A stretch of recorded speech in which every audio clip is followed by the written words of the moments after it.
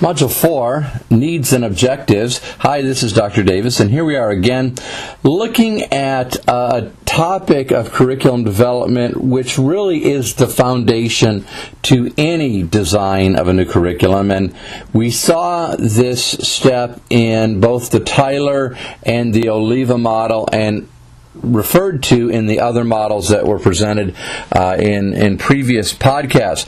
Now we're going to actually get into looking at how do we determine what students need to know, and then also look at how do we determine what are the overarching objectives. What is it that the curriculum is designed to do? And so we're going to look at both of these topics because they're different and have different focuses. So I want to begin with looking at that as we discuss the initial steps of designing a curriculum. There are three guiding questions that come to mind as we think about needs and objectives. First, we have to address the question of, so how do we know that we've identified the right needs? Because everybody that approaches the process of designing a curriculum has a philosophy, they have an agenda, and it may be a very benign agenda, but they have it. And they look at the design of the curriculum from the standpoint of identifying things that they think every child should know, every young person should know as they progress from kindergarten through graduation. So we're going to look at that question in terms of need identification. But then we're also going to look at a broader question, which is how do we develop a curriculum that stands the test of time? It's timely. That it's going to be good for not just this year, because nobody wants to constantly have to redesign the curriculum. That gets very tiresome, time-consuming. So what we want to do is develop a curriculum that meets the needs of today, but is flexible enough to handle any changes in, say, the next 3 or 4 years. Because I've already told you that we should be examining our curriculum on an annual basis and evaluating it formally, probably every 3 years. And that's simply because it allows it enough time to be fully implemented, everybody doing what they need to do with the curriculum. So we need a curriculum that's going to be good for today, but also good for 2 years from now. And some of you have already pointed out in your discussion posts that you've had to modify the curriculum for your class. Well, that means that your curriculum that you're implementing in your classroom may be a little bit different from the stated curriculum of the district. And the reason it's different is because you have identified an area where the curriculum is not timely and you've had to adjust it to bring it back into sequence with what really needs to be covered. The third question related also to the second one, which is, so if it is timely, why do we need to change it? What would be the conditions that would have to exist to change it? And certainly not taking in the needs in account, not identifying the right needs certainly is going to be one. But there may be other changes that are going to force us to have to update the curriculum. Possibly new standards identified, a different focus for schools may also drive a change in curriculum. So these are some questions that I hope we'll be able to answer as a result of this podcast. Now, the 21st century skills that you see on this slide should not be new to you. We've talked about them in other classes, especially the leadership class, where we talked about some trends in education. But just to refresh your memory, the Department of Labor back in the late 90s had a committee, and it was entitled the Secretary's Committee on Achieving the Necessary Skills for Success in the 21st Century. And they produced a report called the SCANS Report, the Secretary's Select Committee on Necessary Skills. scans, all necessary skills. And what they did is they identified 6 different skills that are needed in the 21st century, and that these are skills that are supposed to be developed as a result of a K-12 education. I've got to underscore that.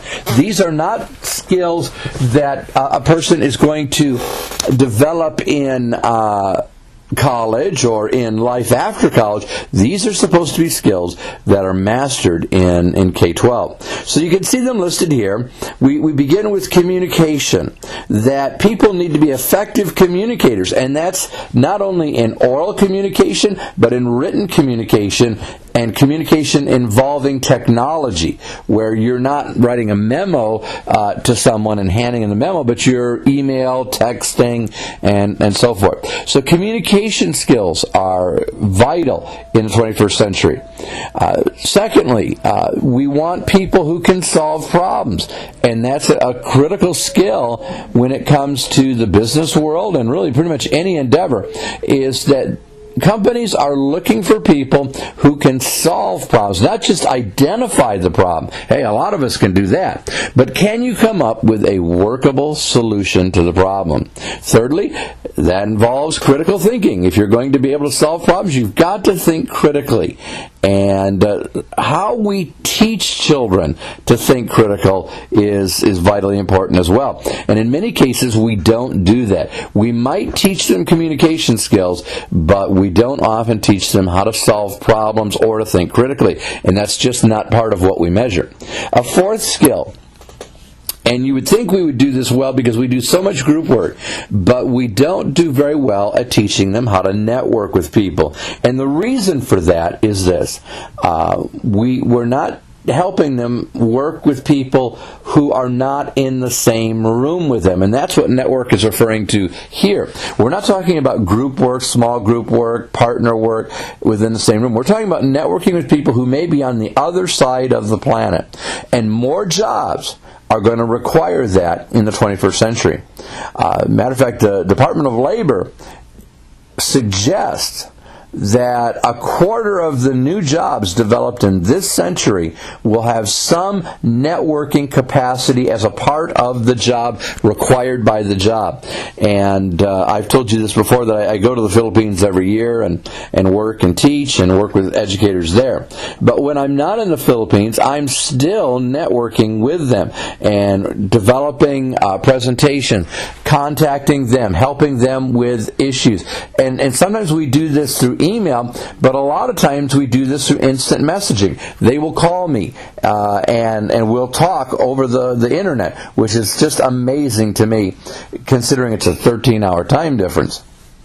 So networking is going to be one of those skills that kids need for the 21st century. In addition to networking, of course, creativity is another one. And you say, well, how do you teach a child to be creative? Well, you do that through a problem-focused curriculum that requires kids to think critically, one that is not based on rote memorization. We need a challenging curriculum, one that is rigorous and relevant to the 21st century world, and that gives students opportunities to think outside of the box. And for many, many years, the curriculum was on a plane of, okay, tell me what I need to know, and I'll give you the answer you're looking for. Kind of a regurgitation of the information the teacher gave them. That's not going to work in the 21st century, according to the Department of Labor. Finally, we're looking at developing kids to be entrepreneurialistic or entrepreneurial in their focus in life. Not that they're going to own their own company, but they need to be thinking about how they can increase their access to resources that they need, both human and product type resources. And really, there's no reason why kids cannot own their own business. They don't need to work for somebody else if they are taught the strategies of being an entrepreneur. And the Department of Labor is saying this is exactly what our kids need. If we're going to compete in a global economy, everybody needs to understand how to be an entrepreneur. And now with the new administration, and the focus is on business, improving the economy, and improving trade and imports and things like that, then entrepreneurialism is going to be a very important skill, something that schools need to focus on. The question that I ask at the bottom of the slide revolves around, is this what we want from our students? Are these really the skills that kids need? Because I suspect that most of the things that we are doing in our schools are preparing them for the 20th century, not necessarily the 21st century. And I have said this before, that if someone that was alive in the 19th century came back to a public school in the 20th century, they would not see much difference. Oh yes, they would see some technology, and they would see different styles of clothing, but they would see that the basic fundamental school classroom is the same in the 21st century as it was in the 20th, as it was in the 19th. And we are not going to meet 21st century challenges with 20th century, or even, forbid it more, 19th century thinking. So here are some pictures that I want you to think about and look at, and look how the classrooms are different from the 20th century to the 21st century. And outside of a little technology in the 21st century, still there are some connections between the two.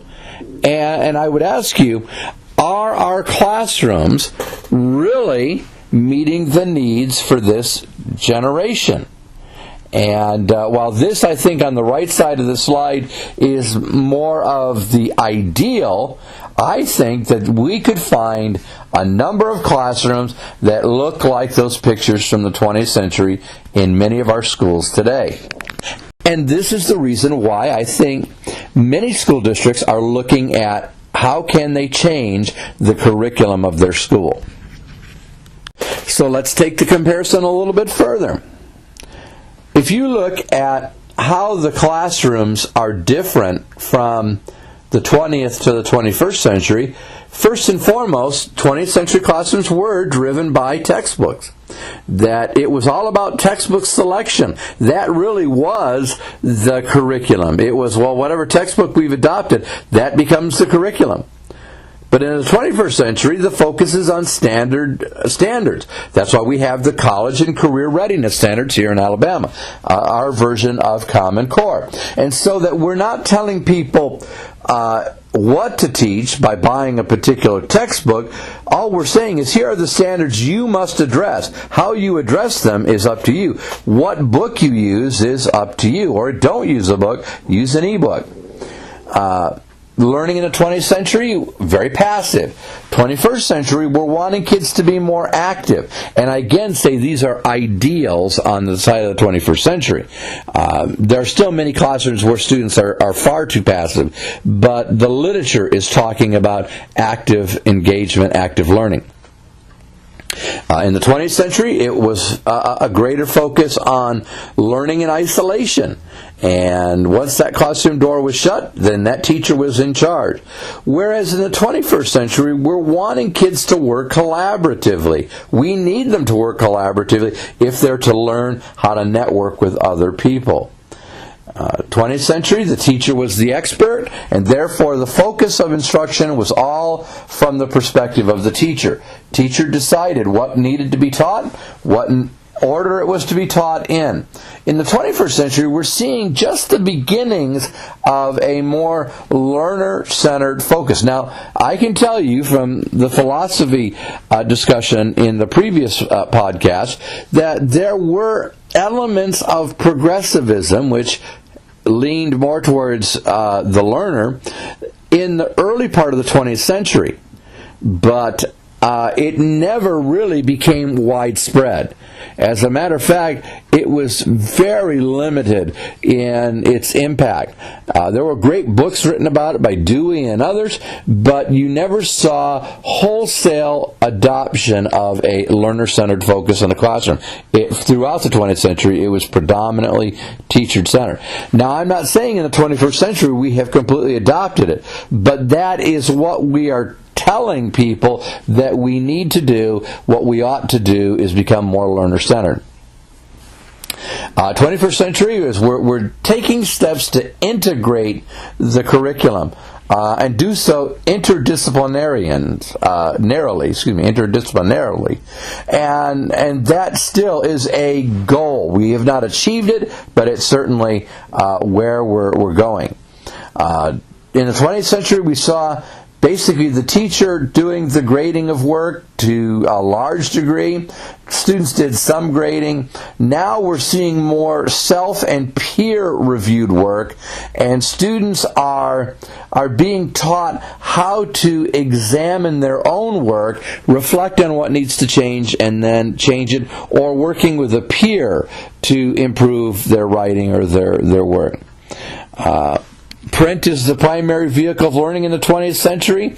Now we're seeing more performance-based assessment models where students are working on projects. They're using video and other media as not only a way to learn, but also a way to assess what they've learned. So more and more schools are shifting over to these Chromebooks.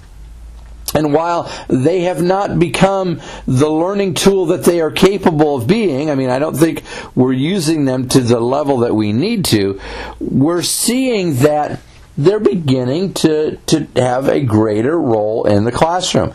And this is only going to increase. We're still early in the 21st century. So I think as we get more towards the mid-century point, we're going to see these things only increase. But who knows? We still have years to find out. So let's take a look at needs. And the way they're broken out in the textbook is they break them out by level. And so they start with the individual level, and then they work all the way up to humanity. And so at the individual level, the lowest level, every student has needs. And this is where you look at Maslow's hierarchy of needs, and they need food, security, shelter, all those kinds of things at an individual level, and they need love, and they need affirmation, and the individual needs obviously differ from student to student to student. And there's not much that a curriculum can do at an individual level, but maybe at a school level, the needs of the students might be in the area of remediation. Because you serve a population that's a high poverty population, then you may have a significant number of students who are missing core concepts, core material, so that they cannot progress until those gaps in their knowledge are filled. And so at a school level, you may decide that we need to focus on remediation and that the curriculum needs to do that. Of course, we know that with RTI that we have some strategies that are already in place to help those students who have knowledge gaps. But certainly at a school level, the needs may be much broader. Even within the school, classroom by classroom, the needs may be a little bit different. That's why I say you really can't get too specific at the individual level, because within a classroom, you're going to have some students who are at the very top end, talented, gifted, and then you're going to have those students who have serious deficits in their knowledge. And you have to be able to meet both ends of the continuum. Now, when it comes to communities, each community decides what they need from their schools and the role that the school will play. in many cases, the school's role is to prepare workers for the local economy, or prepare good citizens, or prepare people who are passionate, lifelong learners, whatever your school's mission statement is. Most times they want schools to instill character. That's what the community wants. To teach children right from wrong, how to get along with other people, and how not to get into crime. So communities certainly have concerns, how to stay off of drugs, and how not to be an abuser, and how to get a job and support yourself. So those are certainly community needs. Even at the state level, there are needs that can be addressed in the local schools. So depending on the industry that your state has, or an industry that your state wants to attract, well, they've got to be able to provide workers. And so schools often must meet those state needs to produce the kinds of workers that the state needs for its economy, or the region, I should say state and region. Certainly they want knowledgeable workers, people who have a general understanding, who can work in a variety of industries, but again, there may be specific vocations that the state feels students need to have. Now, in our state, we've decided that we need to provide a curriculum that meets the needs of the child going to college, but also we need to meet the needs of the student, I shouldn't say child, but the student, the young person who's going to go straight into a career. And so there we don't necessarily say there's a specific vocation, but what we have said is that schools need to do a better job of educating students who are on both of those tracks, college and career. At the national level, we set very, very broad needs. And there we talk about citizenship and the knowledge a person needs to be a good citizen, a productive citizen, and how the culture needs to be transmitted. What does it mean to be an American? And what does it mean to be an American in the 21st century? Those national needs oftentimes guide the curriculum, and there becomes more of a focus then from the national level on how schools are to educate the young so they can take their place in society. And then above the nation, there are just general human needs. And students need to know how to get food to feed themselves, how to support a family, how to provide shelter, how to get clothing. These are all basic human needs. Now, I'm not saying that schools need to provide food and clothing and shelter, but they need to provide kids with an understanding that they are going to have to figure out how they are going to feed, clothe, and house themselves. So these are just needs broken out by the various levels. But we can also look at needs from the perspective of type of needs. So there are physical needs that every child has. And those physical needs are going to address health and safety and exercise and making sure that they are able to participate in an education. Certainly there are educational needs as well. Every child needs to have an appropriate educational experience, and school experience, where the curriculum meets their abilities and that it is appropriate to their abilities. But there are also socio and psychological needs. The need for affirmation, the need for belonging. Maslow talks about those. Piaget talks about that need for being a part of something and being a member of a group and knowing that they belong in the organization. They're part of a culture, part of a community. There's certainly developmental needs that must be addressed. So we cannot expect a child who has severe learning disabilities to achieve at the same level as the talented and gifted. So we need to modify the curriculum to take an account for those developmental issues who may not be at that same maturity level. So we can design curriculum along the axis of type of needs, but we can also do so from a societal level, from the human race level all the way down to the individual level. And these needs then become really the source of what we are going to put into the curriculum. We take these into consideration. But we cannot forget that each subject, each discipline within the school, within the curriculum, has concepts in them that must be taught, or we think they must be taught. And therefore, then we have to make decisions about what topics to cover. Because as as Benjamin Franklin noted, that when you look at the curriculum, it's often, of any subject, any discipline, you often find that there is far more to cover than there is time to cover. And so therefore, we have to be very strategic in choosing those things that are the most useful and the most ornamental. So we have things that are really nice to know, but then there are some things that everybody has to know. And who makes that decision? Is it just the classroom teachers? Is it the district? Who's making those decisions? And so as we think about the curriculum from a needs basis by subject, we have to answer the question, what topics are important? And what topics can a student overlook or skip? And then, once you've identified the topics, what order should they be presented in? Because you see, that's not always an easy decision.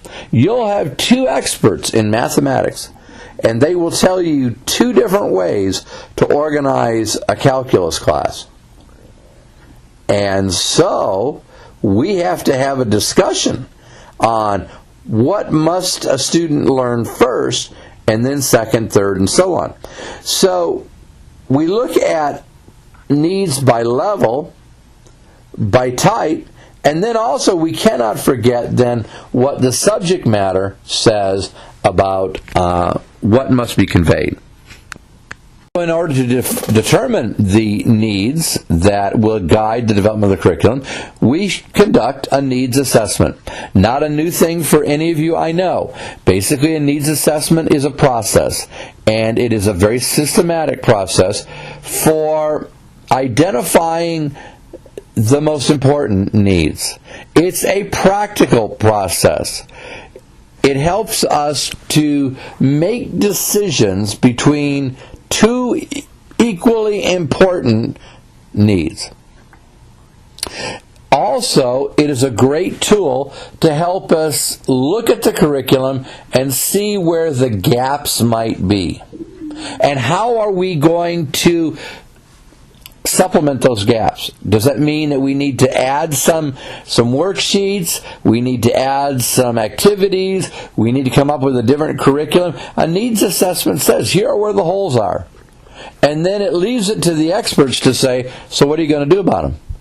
How are you going to take care of these gaps where there's missing information? We've identified the need, but this curriculum does not address these 5 or 10 topics. So how are you going to supplement it? And essentially that becomes the goal of the assessment, is to identify the needs that are not being met. A second goal is, it really is a rationalization for why we need to change the curriculum. That's what a need assessment does. A need assessment tells us where the gaps are, and then secondly, it tells us here's why we need to change it, because we're not addressing these things, and the data shows us we're not addressing these things. And needs assessments are not a one-time thing. I know that in some cases you will hear a group say, well, we've done the needs assessment, now it's time to design the program. I believe, and I think the authors also believe, that a needs assessment is something that should be an ongoing process. We need to be doing this regularly. The authors suggest that it should be done every 5 years. I think it should be on an annual basis. And I think that because curriculum needs to change periodically. There are new needs identified. Students who come in with different gaps in their understanding. And so we may have to modify it more often. Even if the authors think every 5 years, I think it's probably more realistic that it needs to be on an annual basis. And that needs assessment then should be done on an annual basis to be sure that the curriculum we've developed is still relevant, it's still timely. The perceived needs approach is one form of a needs assessment. And it has a lot of people who support it, like its use, and here are some of the reasons why they like it. First, it's inexpensive because it is done in-house. It's done within the population where the curriculum is being used. It's fairly simple. You don't have to have an outside company come in and help you do it. It doesn't take a lot of time. It doesn't take a lot of work either because it's a survey approach. And basically the parents either identify that they agree or they strongly agree or they strongly disagree. It's basically a checklist. It's a survey with a checklist. Unfortunately, even though it's inexpensive, simple, and doesn't take a lot of time or a lot of work, it has limited value. Because you see, it's based on perception, not on facts. It's not based on real data. So it's not by some kind of standardized data. It's based on someone's opinion. Oftentimes, a perceived needs approach survey is given to parents. And basically the parents then give their input. Students even get involved. And or sometimes they ask teachers to complete this survey. And then they think because they've done a survey that they have actually gathered objective data. And unfortunately that's not the case. This is basically an opinion. It cannot be triangulated upon. All it could be is just you're getting someone's opinion about what they think. And so when we see it, oftentimes these surveys will ask parents, how do you think your kids are doing in school? Are they doing well or are they struggling? Do you strongly agree, disagree, or strongly disagree? Are your students experiencing difficulty in some form in the school? Do you think there's certain programs that should be offered that are not currently being offered? Are the programs that we're offering doing what you want them to do? Should we be offering or improving these particular programs? Give us a list of the programs that you're satisfied with. And then tell us the programs you're dissatisfied with and why. So it becomes an opinionaire, which, again, gives you some input to what the parents are thinking, but it doesn't have a lot of great value. But it's better than nothing. I'm not going to say don't do it, because you want people to be able to give their opinion, but it's not probably the best way to base decisions about important changes you're going to make in the curriculum. If you're going to do a valuable needs assessment, you need to collect realistic data, and it needs to be objective data. So where do you go to get that data? Well, slide number 11 here shows you some of those places where you go to get your data. So yes, the community is an important place that you can go get data from how your school is doing. Should include the staff and students and parents. That's absolutely great. But in addition to that, we should be looking at test data. Look at the records of your students. Consider the programs that you're offering now. How effective are they? Evaluate each and every program that you offer. Certainly, using surveys is one mechanism to gather data. Remember that with surveys, though, in most cases, they're not very valid because people typically respond the way they think you want them to respond. They don't really tell you what they're truly thinking. But data collection is going to be vital to any needs assessment so that you can make decisions based on accurate information. And these are just a few of the places where you can go to get some valid information on which to make changes. Do you know that the structure of the schools has had a great impact on how we define what the curriculum is? Just think about this. We're talking about that in our discussion thread in this module. So there was a time when from kindergarten through 8th grade was considered elementary school. And there was a time when we took 2 of those grades away and we said elementary is K through 6. The 8-year model was an 8x4 model, which meant that you had 8 years of elementary and 4 years of high school or secondary ed. Well, we decided that maybe that's not really the best way to do it. So what we said is we're going to take 2 of those years off of elementary, because when you get to those 2 grades, 7th and 8th grade, those kids have more in common with high school than maybe they do with elementary. And so we're going to put them off in another school, because they're not quite high school, but they're not really elementary. And we're going to call it a junior high school.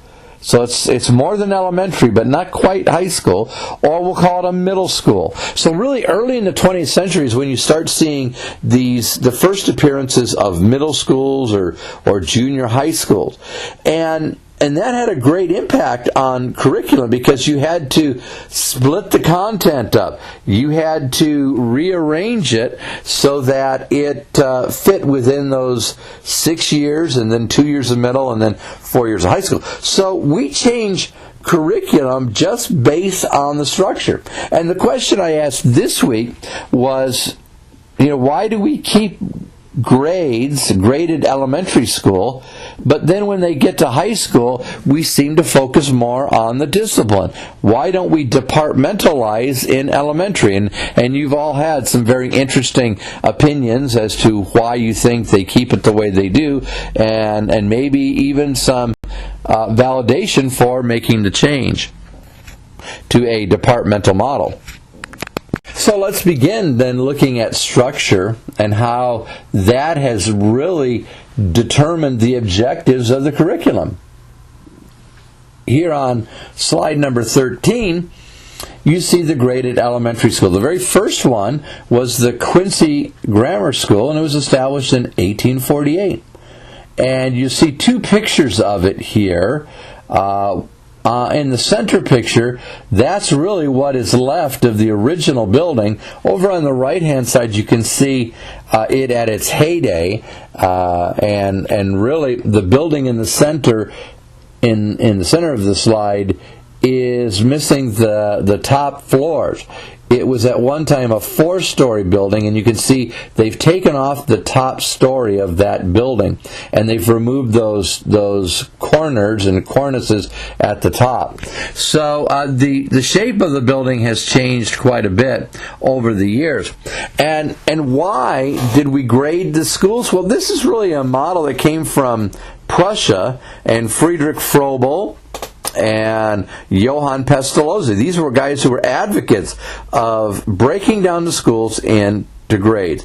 The first and foremost reason was efficiency. Now, I know some of you thought it was a maturity issue. Students weren't mature enough, and so we're going to organize them around grade level so we keep them together by age or something like that. But it really was just an efficient way to do it. Instead of teaching all of the grades in one room, we decided we're going to separate them out by age so that somebody gets the youngest, the 5-year-olds, and then the 6-year-olds, 7-year-olds, 8 years, and on up. So it was a matter of efficiency, and then one person could focus on that one classroom. So instead of having to be able to teach English for kids from kindergarten all the way up to 6th grade, what happened is you focused on one grade level, but you focused on all of the subjects for that one grade level. So if you could teach math, you can teach English, you can teach reading, you can teach history to 3rd graders. You had just the 3rd graders. It was considered a better way to do it because you became the specialist in working with that age level of child. Self-contained classroom meant that the kids didn't have to move from place to place to place. They had one teacher for that entire year, and they learned that one teacher, got used to how she graded or he graded and the assignments, and that teacher got to know those kids really well because he only had those 30 kids, and he could really focus, and he knew where, or she knew where the kids who had the greatest deficits were and could work on them. And by having them all day long, if they needed more time for math, they could take it because the schedule could be adjusted without really impacting anybody else. But also, because one teacher had the students all day long and for the entire year, it was easier to measure because you could see the impact of the one teacher. They weren't being taught by 6 different teachers, some really good or some kind of not so good. They had one teacher. And so they could quantify the impact that that one teacher had on those kids for that day or that year. Also, it was really an appropriate model for the time because it was easy to replicate. They could standardize the model. And this is something that made it easy for all schools. You didn't have to reinvent the wheel. All you had to do is organize the kids by their age, assign them a classroom, and assign them a teacher. It became the standard model for elementary education all across Europe, and then, of course, here in the United States. The other thing that made it so attractive was the fact that the teacher focused on a particular set of subjects. As I said, she understood what it meant to teach 3rd grade math or 3rd grade history or reading, and so they didn't have to master disciplines from multiple ages. They only had to master the disciplines for that one specific age. The outcomes then were easy to develop because basically it was by the end of the year, these outcomes had to be addressed. These objectives had to be mastered. And so the calendar determined the content. How much content could be covered in the scope of one academic year. And they basically took all of the objectives and just divided out by the number of days or weeks in the school year. And that became the pacing guide. Also, because there was a strong movement in the early part of the 20th century on activity-based, learner-centered based over the subject, an elementary classroom worked well because the kids were in the classroom all day long. So activities could go longer than a standard 50-minute period, which was common in secondary classrooms. So the elementary classroom, the graded elementary classroom, really lended itself well to the activity-based curriculum of the progressive movement. And so they were strong advocates. The National Education Association, John Dewey, and others were strong advocates for that graded elementary school. The junior high, though, was a little bit different because, you see, when you got to junior high, the focus was not on the grade level as much as it was on the subject. So in many cases you found a junior high configuration that involved grades 7 through 9. And then yet you also saw some where they might have just had the 7 and 8, although that was more common to the middle school. So the junior high school was designed for a particular student. It was designed for the adolescent, not the child. It's the kid who just didn't, as I said, fit into that elementary. They were a little too mature for elementary, but not mature enough for high school. So the junior high was the solution. And really what the problem was, as you looked at it, and this is really what became the criticism of it, but they and probably its ultimate demise for that matter, was that the junior high was basically just high school dumbed down, if I can use that explanation. No criticism intended. But basically they saw it as just another high school, but just not as tough. So you saw junior highs that had block schedules, and they were departmentalized just like high school.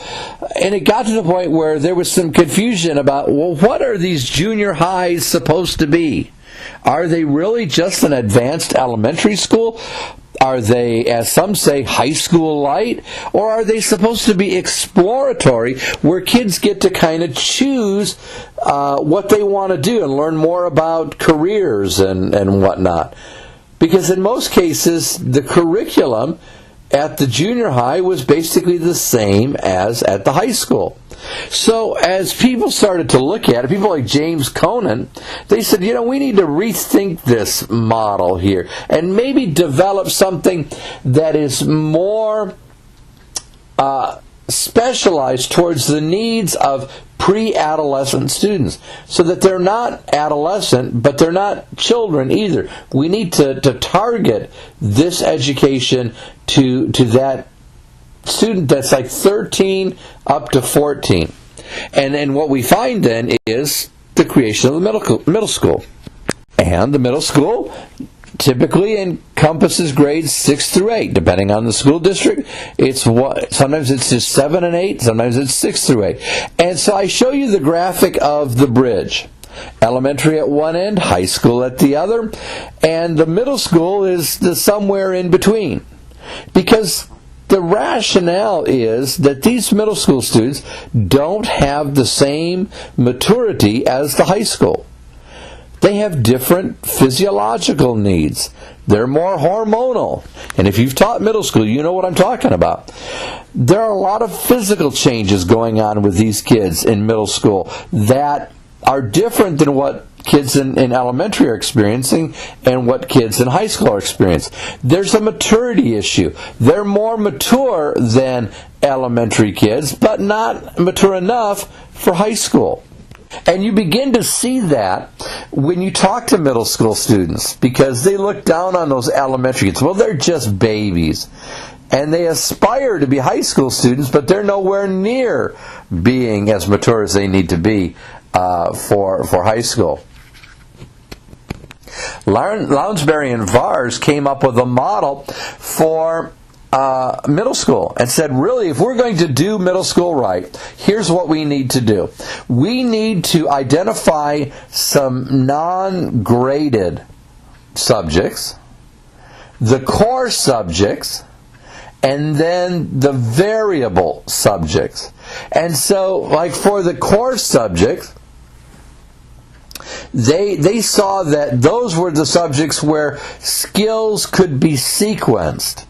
And that there was a pacing guide that said you start with this first skill and then you progress to more advanced skills. And so in their core, they said that we need to include things like English and history and some of the social sciences. Whereas in the non-graded, they felt like, and I don't know why they put reading in here, but they felt like science, reading, math, and foreign language should be one of those non-graded subjects. And then the variable were what we would call the electives: art, PE, home economics, and music. So they had a very different approach on what middle school should be. Unfortunately, for the most part, our middle schools are mirror images of our high schools, with a few exceptions where some middle schools have that exploratory time where students can take electives and whatever.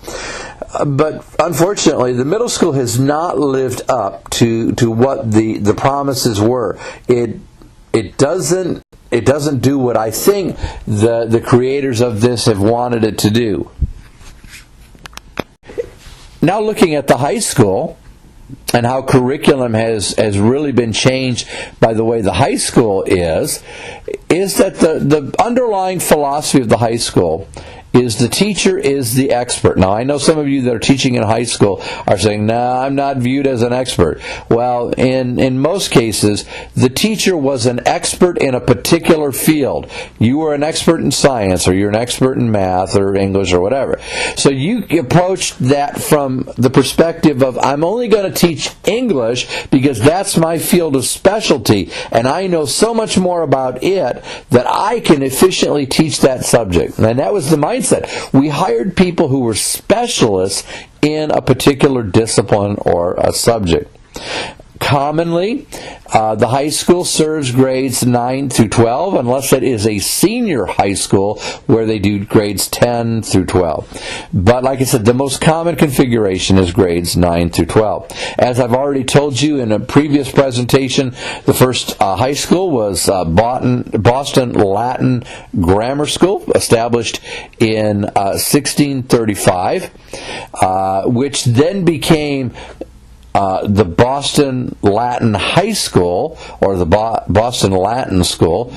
And you can see pictures of the grammar school. It's no longer there, but Boston Latin High School is still there, and you can see the picture on the right-hand side. So the way the curriculum was decided was by the Committee of 10 report and the Cardinal Principles report of the early 20th century, where it identified originally 9 subjects, which were then pared down to 7 liberal arts subjects. And these 7 subjects became the core subjects of the curriculum, and that the instruction was driven by the discipline itself. Originally, now get this, I show you on the slide, that Greek and Latin and Hebrew were taught at Boston Latin Grammar School, then math, history, and Bible.